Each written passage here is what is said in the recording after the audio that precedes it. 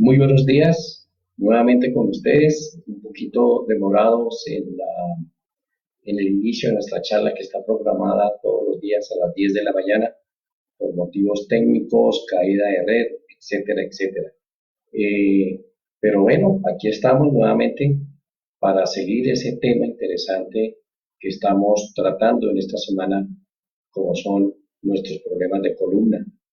Y lógicamente que estamos eh, programando ya a partir de la semana entrante vamos a iniciar un proceso de inscripción para pacientes que tengan alguna condición de problema de columna y también para grupo familiar en el tratamiento preventivo, cómo prevenir problemas de columna. Es un programa de un compendio que hemos venido realizando a través del tiempo que llevamos trabajando con la columna vertebral.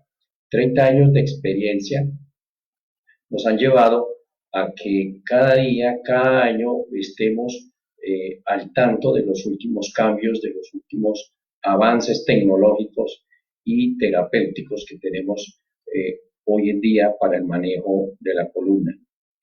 La columna tiene una muy un buen pronóstico si sabemos utilizar y usar todos los medios y mecanismos que son fundamentales en un proceso de rehabilitación en cualquier tipo de patología de la columna. Entonces, a partir del lunes de la semana entrante vamos dando todas las indicaciones para todo el personal que quiera inscribirse para este tipo o este modelo de tratamiento que tenemos nosotros en el manejo de cualquier tipo de situación de problema de columna, pues lo vamos eh, enseñando, lo vamos a comunicar a partir de la semana entrante. Sin embargo, pues tenemos nuestra línea de contacto, que es el 312-436-4140. Es el número que vamos a utilizar para el inicio de estos programas que ya los hemos realizado con éxito en algunos pacientes acá en Bogotá y fuera de Bogotá, y que lo vamos a eh, iniciar ya públicamente para pacientes que tengan problemas de columna. En el día de ayer, entonces, ya vamos avanzando, porque, como repito, es importante que quien sufra, quien tenga una condición, una alteración, una dificultad en la columna, debe conocer claramente qué es lo que le está sucediendo a su columna. Esto no es una situación que solamente lo debe saber el médico, el terapeuta, el fisiatra, el ortopedista, el neurocirujano. Yo creo que la persona inicialmente la que más debe conocer de su columna es el que la sufre, el paciente. Cuando el paciente entiende qué es lo que le está pasando a su columna, repito, pues va a ser un punto de apoyo fundamental para eh, su, su proceso de rehabilitación y mejorar su calidad de vida. Entonces, analizamos ayer sobre los problemas del disco, cómo están, qué pasa cuando se corren, qué pasa cuando se deforman. Entonces hablamos de histopatía y hernia discal. Hablamos también cuando hay alteraciones estructurales de cada uno de los cuerpos vertebrales, sobre todo como enumerábamos a nivel lumbar, cuando una vértebra se desliza sobre la otra, que hablábamos de espondilolistesis, cuando se presenta por algún tipo de situación de aumento de fuerzas y mala aplicación de las mismas, la ruptura de las láminas, es decir, ese segmento de la vértebra que une el cuerpo vertebral con la parte posterior de la vértebra que llamamos espondilolisis. Entonces, son dos elementos que ustedes, quienes han tenido la oportunidad de acudir a sus EPS o a su médico, han encontrado en los diagnósticos, en las lecturas que les entregan cuando les realizan una radiografía, una resonancia magnética, encuentran esta terminología y es bueno que ustedes lo entiendan a qué se refiere.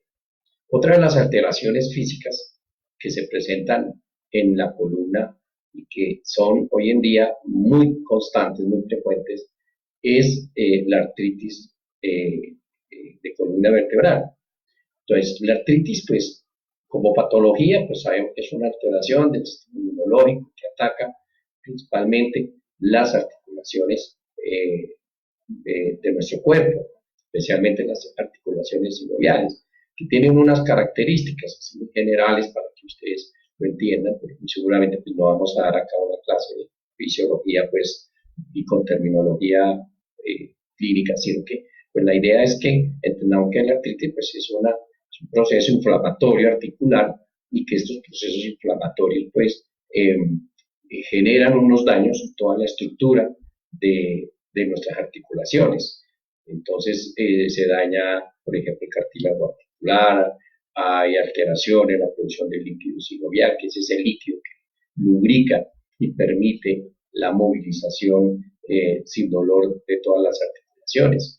Entonces, todos esos procesos que son de tipo inmunológico, que son tratados especialmente por nuestros especialistas en medicina interna y especialistas reumatólogos, unido a un equipo de trabajo, porque también ahí estamos nosotros, los rehabilitadores, está el fisiatra, de acuerdo a todo ese compendio de patologías anexas que se van generando a través de esta enfermedad como la artritis reumatoide. Yo les explicaba que en la columna pues, no es ajena a este tipo de patología, es decir, también tenemos que los procesos de artritis en la columna pues también se evidencian. Entonces, aquí tenemos un caso, por ejemplo, yo les hablaba que en la parte posterior tenemos unas facetas articulares, dos facetas articulares. También tenemos un proceso de articulación sobre las vértebras dorsales, en donde se articulan la reja costal, las costillas, a lo largo de las 12 vértebras dorsales, y que esta articulación pues también es un tipo de articulación.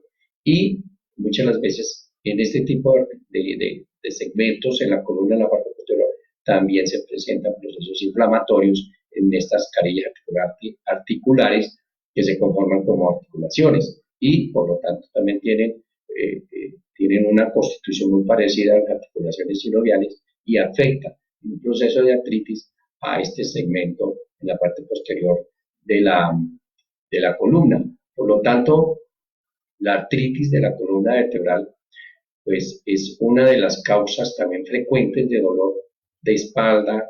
La artritis vertebral es como una ruptura mecánica del cartílago, que también se presenta que tiene las carillas articulares, facetarias, que están en la parte posterior, como les venía diciendo, y con frecuencia pues es un dolor que limita la movilidad, que genera incapacidad laboral también. Entonces, es importante. ¿Qué pasa cuando se inflama estas zonas de la columna? Entonces, la mayoría de los episodios se genera una lumbalgia aguda por este daño, altera también la parte de funcionamiento muscular, de los ligamentos. Entonces, esta inflamación va a afectar todo el compendio que está cerca a este proceso inflamatorio a nivel de las zonas vertebrales posteriores de la columna. Por lo tanto, manifiesta un dolor en toda la parte posterior de la zona cervical hasta la zona sacrocoxígea. Hay una patología que ustedes la habrán escuchado en sus análisis de exámenes, que es la espondilolisis o espondilitis anquilosante. Entonces, es un proceso inflamatorio también de tipo articular y que generalmente pues esta patología se centra más en la parte sacrocoxígea, en la unión con el ilíaco. Entonces es una zona de bastante inflamación, irritable, sensitiva, que genera un dolor y una rigidez en el movimiento, especialmente a nivel de la zona posterior baja de la columna, de la zona lumbar y la zona glútea, de la zona pélvica. Entonces, son dos alteraciones adicionales a lo que veníamos hablando. Entonces, la artritis, una patología muy grande, muy compleja, también afecta a la columna vertebral. Otra de las alteraciones físicas que tenemos en la columna tiene que ver con los ligamentos.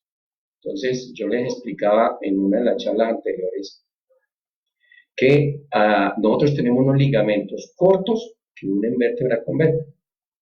Tenemos otro tipo de ligamentos que unen 3, 4 segmentos vertebrales.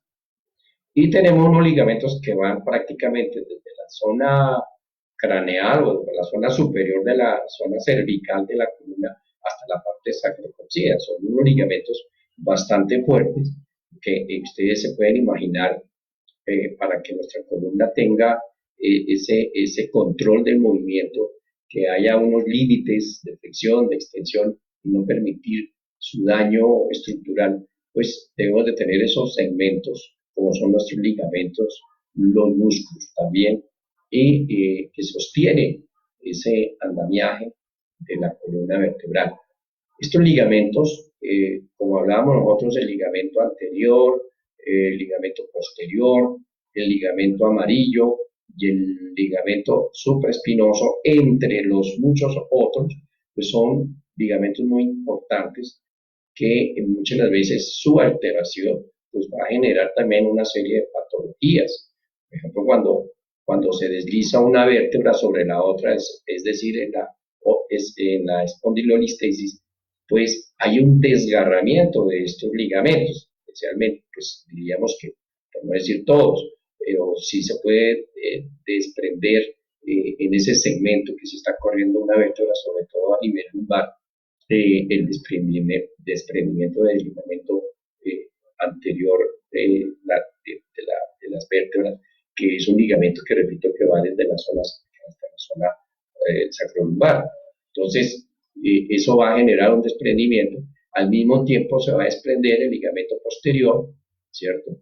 Que está dentro del canal y que sostiene todos los cuerpos vertebrales en su parte posterior, y puede también producir un estiramiento, porque un alargamiento, porque, pues, y se desprende de la vértebra que se está corriendo. Y muchas de las veces estas zonas, cuando se desprenden, pues se llenan de grasa y van a causar una alteración en el conducto vertebral, es decir, ese conducto que se forma de arriba abajo al unir las vértebras por donde baja la médula espinal. Entonces, son ligamentos muy importantes cuando se pierde esa estructura normal de las curvaturas fisiológicas de la columna, que también vamos a hablar del tema. Creo que nos alcanza el tiempo para hablarlo hoy.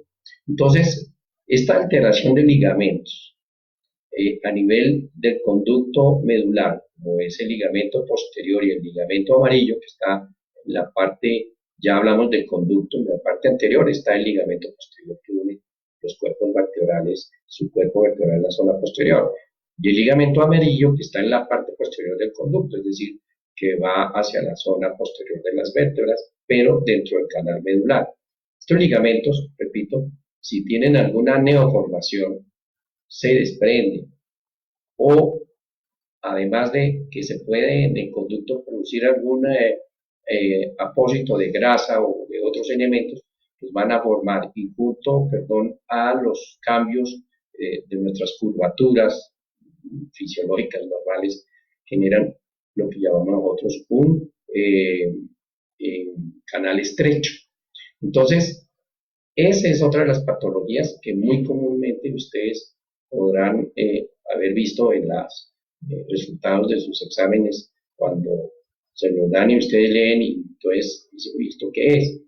Entonces, el conducto estrecho, como esa patología o canal estrecho, pues generalmente puede suceder a cualquier nivel de la columna, a nivel cervical, es muy frecuente, a nivel lumbar y también a nivel dorsal.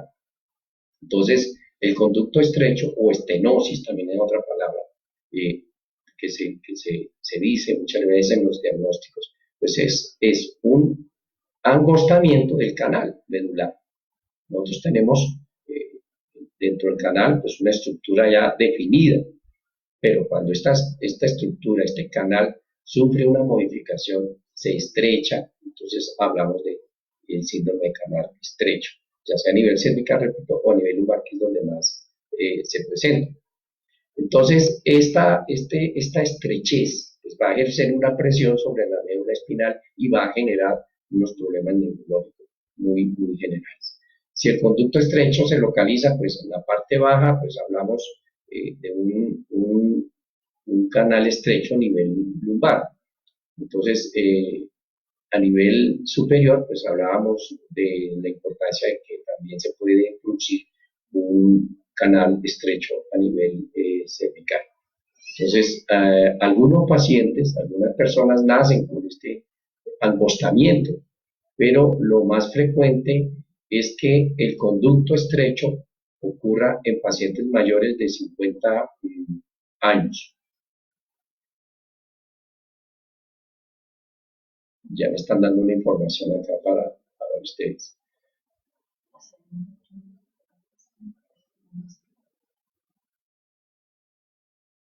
Algunos, entonces, como veníamos diciendo, en estos pacientes mayores de 50 años es muy común que se empiece a presentar esta situación del canal estrecho. En estos pacientes el conducto estrecho es como el resultado gradual del envejecimiento, que a través de los años pues, puede conllevar a que se presente este síndrome de canal estrecho. Entonces el envejecimiento desde los 50 años pues va a generar por desgaste o por algún tipo de actividades cotidianas más realizadas, posturas viciosas, puede generar este tipo de canal estrecho. Es muy probable que exista también predisposiciones genéticas a esta patología, porque hemos visto que hijos, padres, tengan esa trayectoria de esa patología. Pues se ha visto mucho. Nosotros cuando a veces vemos este diagnóstico y tenemos paciente, nos dicen, bueno, yo tengo un tío, tengo un hermano, mi papá también sufrió de esto, entonces puede existir una predisposición genética.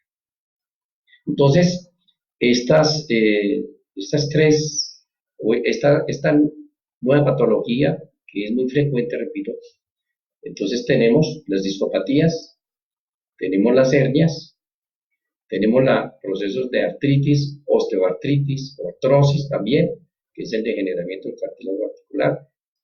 Lo consideramos como una artrosis también en cuerpo vertebral, que es un degeneramiento del cartílago articular. Y tenemos los síndromes de estructura, como son el síndrome de canal estrecho, que es una patología que pronto más adelante vamos a hablar del tema. Igualmente, existen las otras patologías muy comunes, que son las alteraciones ya de tipo estructural y física, que es las alteraciones de las curvas fisiológicas normales de la columna. Son frecuentes también. Y eso conlleva también a generar patologías de las que acabamos de hablar. Entonces, cuando hay aumento de la curvatura cervical, hablamos de una hiperlordosis. Entonces, las hiperlordosis generalmente son curvaturas características en procesos de bipedestación. Cuando el niño empieza a caminar, se empiezan a formar porque la posición bípeda, para mantener el equilibrio y sostén de todo el peso corporal de arriba a abajo, pues se van formando estas curvaturas que se consideran fisiológicas. Entonces, cuando se alteran, cuando aumentan o disminuyen, entonces hablamos de una hiperlordosis, cuando se aumenta a una hipolordosis, cuando se disminuye.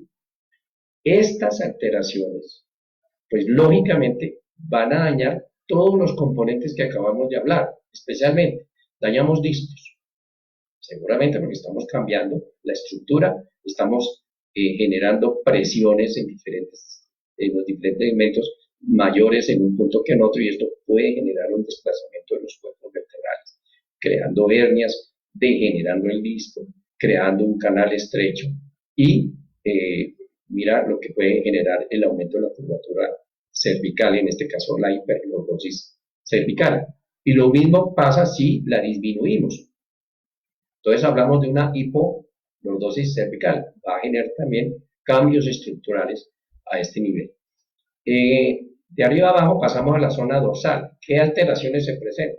Entonces, el aumento de la curvatura dorsal, hablamos entonces que esa curvatura por su concavidad la llamamos una cifosis dorsal. Entonces, si aumentamos la curvatura, hablamos de hipercifosis dorsal. Si disminuimos la curvatura, entonces hipocifosis dorsal. Entonces, la hipercifosis igualmente pues va a tener unas alteraciones estructurales de la columna, pero también puede incidir en el buen funcionamiento de nuestro sistema cardiorrespiratorio. Entonces, ¿por qué? Porque esa alteración, ese aumento de la curvatura dorsal, entonces va a afectar, va a cambiar la estructura de nuestra reja costal y puede haber dificultad para el sistema cardiorrespiratorio, nuestros corazones, nuestros pulmones, tener algún tipo de resistencia en su funcionamiento normal. Entonces, mire lo que puede suceder en estos cambios de la curvatura, que también van avanzando, primero por posturas viciosas, por aplicación de malas fuerzas, por actividades laborales mal realizadas, por la edad, el envejecimiento, por el peso, ¿no? Entonces, todos estos elementos van a incidir en la alteración de cuando no tenemos esos hábitos de buena postura, cuando no tenemos hábitos de corrección postural, de actividad física, de mantenimiento, de mantenimiento de nuestra columna,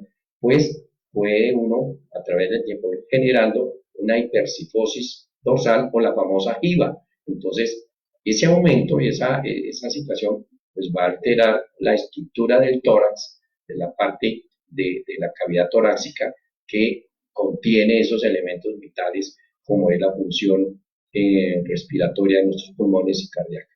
Entonces, esa es otra de las patologías muy frecuentes que a diario vemos que se están volviendo muy comunes en nuestra población. Y luego a nivel lumbar, igualmente pues tenemos de la misma manera que la parte cervical, una lordosis lumbar. Y esa curvatura, cuando la aumentamos, entonces volvemos a decir, se llama hiperlordosis lumbar o una hipolordosis lumbar o espalda plana. Entonces, igualmente, ese aumento de las curvaturas de arriba a abajo pues son más severas.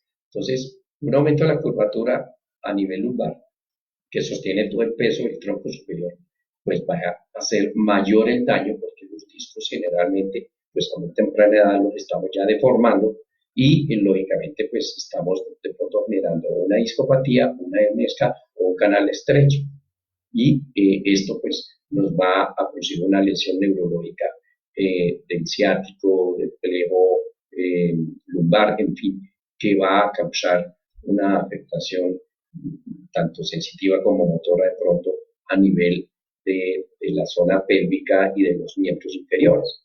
Entonces, tenemos ya esas tres alteraciones de las curvaturas, también la zona sacrococcígea, aunque esta lesión sacrococcígea generalmente tenemos una horizontalización del coxis, es decir, un aumento de esa curvatura a nivel de la unión de la quinta vértebra con el sacro, cuando el sacro va hacia la parte posterior y se pone en posición horizontal, pues también va a favorecer lo que hablábamos ayer, una espondilolistesis y una espondilolisis, esa fuerza del peso que ejerce toda la columna sobre el sacro, cuando el sacro está en una posición horizontal, pues va a romper las carillas articulares y estas vértebras se van a deslizar sobre el sacro y pueden producir estas dos patologías que son bastante delicadas porque van a generar problemas en trastornos neurológicos.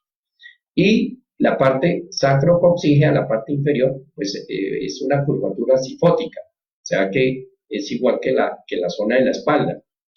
Estas alteraciones pueden generar dolor cuando se afectan. Por ejemplo, en personas que duran mucho tiempo sentadas sobre superficies duras, generalmente pueden experimentar dolor coccígeo. Entonces, es importante entonces mirar esa parte de cómo estamos nosotros sentados, si estamos realmente bien sentados, como lo explicamos en las charlas anteriores sobre cómo debemos estar bien sentados. y que debemos hacer en nuestros sitios de trabajo, que es una de las tareas y parte de nuestro tratamiento que a partir del lunes vamos a informarles a ustedes sobre este tratamiento que tenemos nosotros para la población colombiana y que tiene que ver también con problemas de ergonomía. Es decir, vamos a tratar ergonomía, no solamente ergonomía en el hogar, en el hábitat que vive el paciente, sino también ergonomía también en pacientes con problemas de columna, ergonomía en su oficina. Es decir, vamos a hacer estudios ergonómicos, el tratamiento también tiene que ver con mirar en el paciente que tiene una discopatía, una hernia o una condición de columna, observamos, miramos y corregimos sus posturas que tienen en el lugar de trabajo. Es muy interesante, es un tratamiento fabuloso en el sentido que estamos manejando aquellas cosas que no se estaban manejando en la clínica y que tienen que ver mucho en la recuperación del paciente, casi que yo diría un 70%, para que una cirugía de cualquier tipo a nivel de columna, para que una intervención fisioterapéutica, farmacológica, fisiátrica, ortopédica o neurológica tenga un resultado eficaz, se requiere, ¿sí?, el buen uso de la columna, posiciones ergonómicas y cómo disminuimos la energía en cualquier actividad que nosotros realicemos.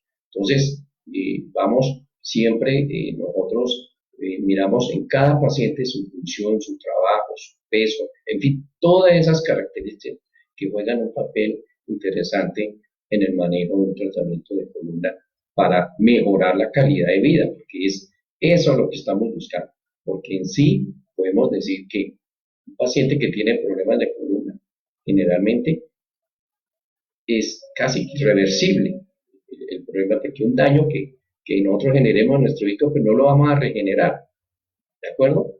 Pero sí podemos mitigar y mejorar la calidad de vida, manejando el dolor, mejorando la dinámica funcional de la columna, con los nuevos aspectos de higiene postural y de mantenimiento y aseo de columna, pues nos va a permitir tener una mejor condición en el resto del tiempo a partir de que empezamos a ganar nuestra columna.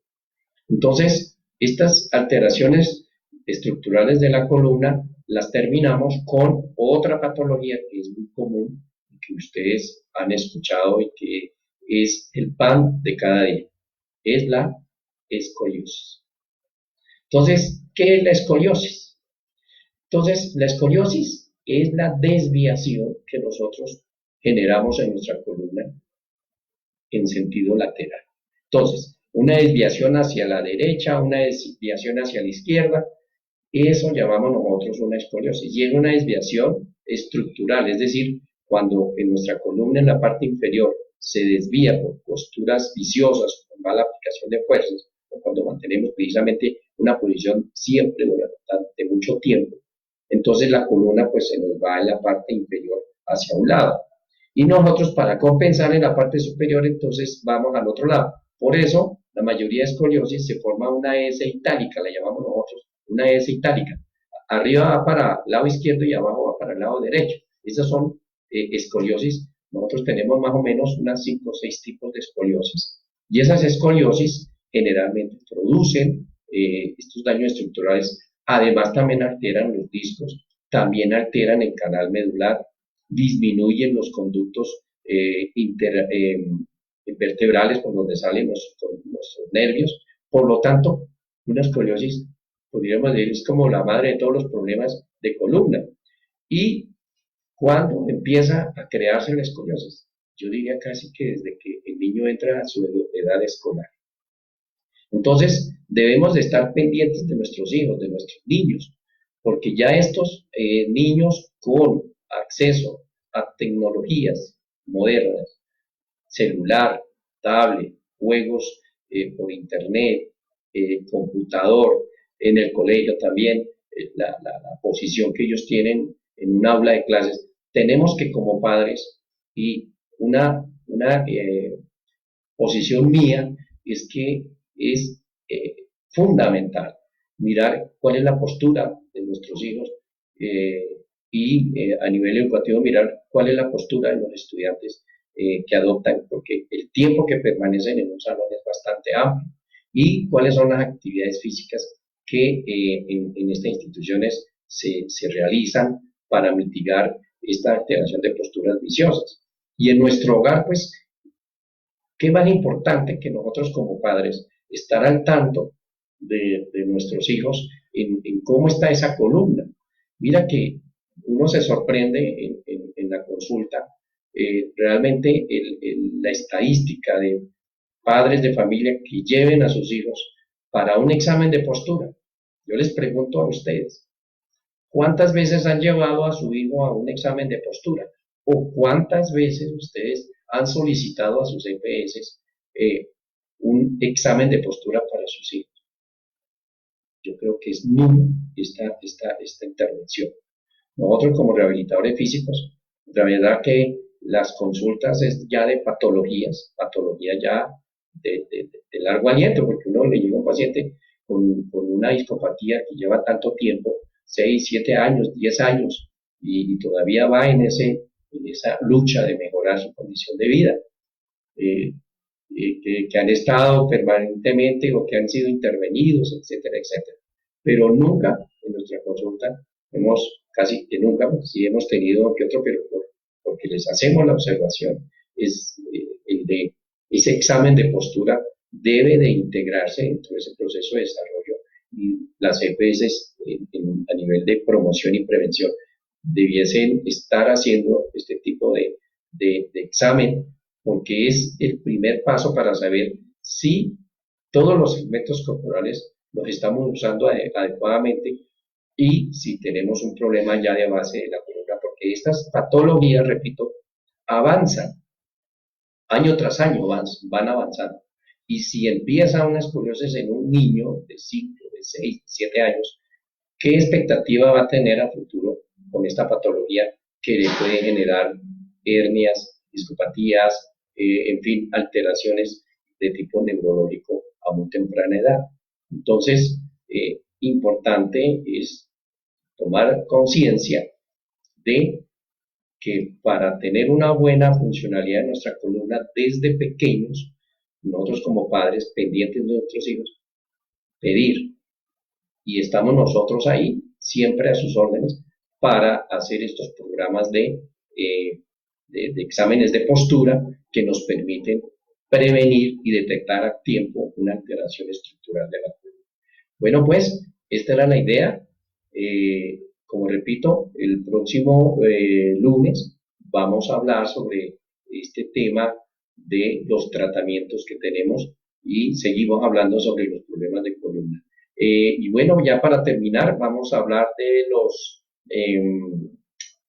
los mensajes y los consejos de la doctora Ana Clelia Verdugo.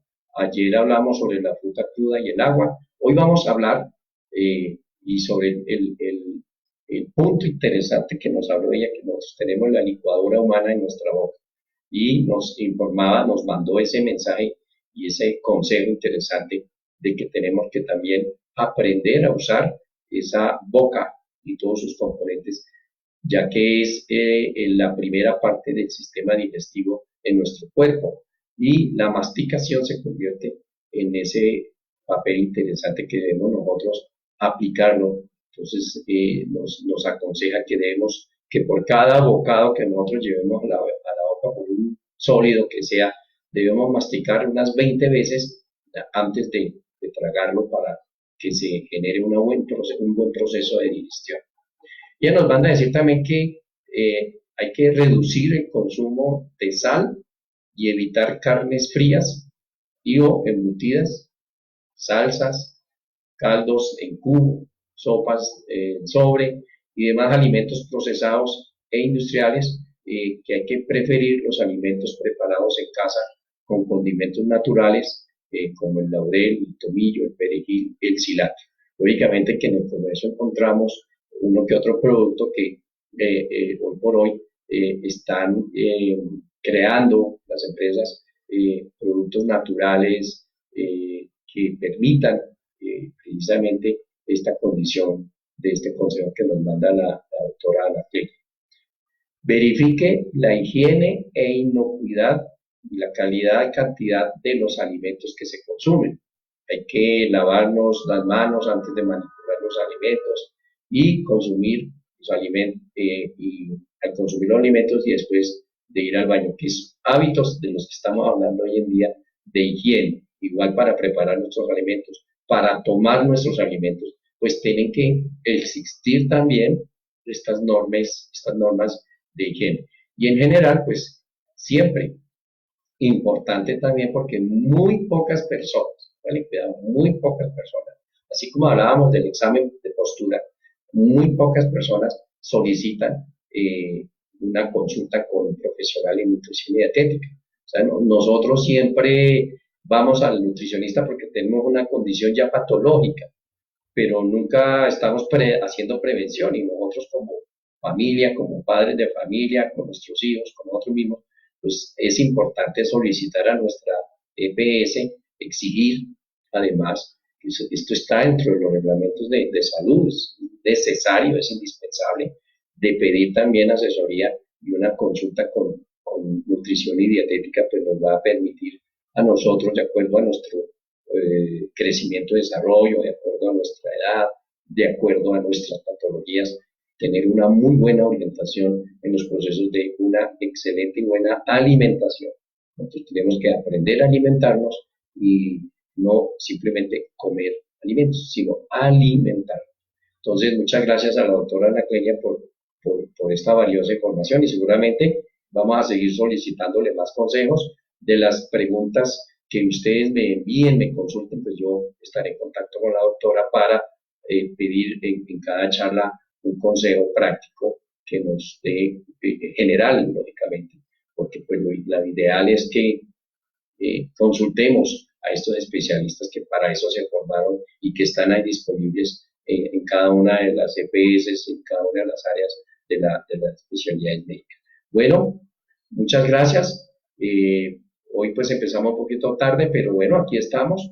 El próximo lunes nos volveremos a ver a las 10 y vamos a iniciar un proceso de inscripción para tratamientos de columna y con el apoyo y aprovechando que estamos en esta situación de pandemia, en donde vamos a ofrecer unos descuentos bastante interesantes también para colaborar y ser parte del apoyo que como profesionales de la salud requiere nuestra población en estos momentos.